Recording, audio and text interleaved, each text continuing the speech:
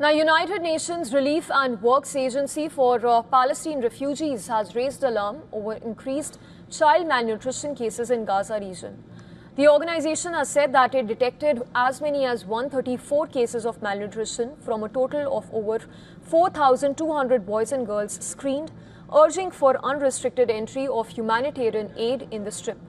The agency's latest post on X has highlighted the grim reality of rising energy prices, choking access to fuel, food and basic needs as well.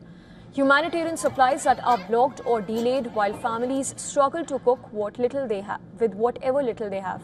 The agency has it had earlier said that the core drivers behind the situation in Gaza are prolonged conflict, repeated restrictions on humanitarian aid entry and economic pressures.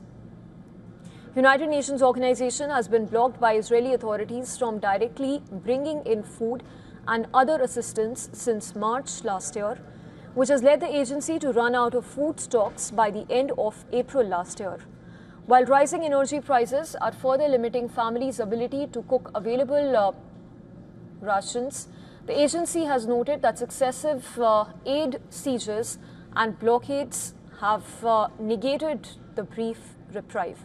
Despite this, the efforts are still on to address the malnutrition issue in the region.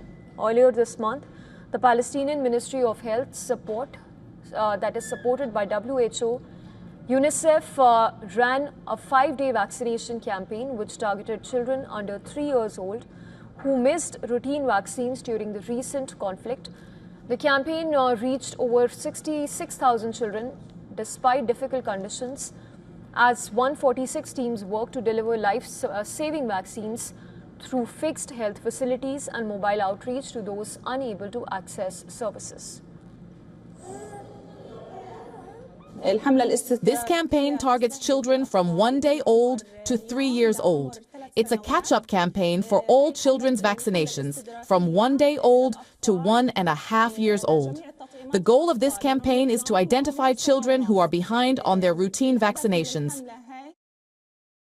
Vaccination is very important for children, and I am committed to her vaccination. We came here and had her 6-month vaccination, but they also have informed us that she should get checked for malnutrition, and here we are as they gave her supplements.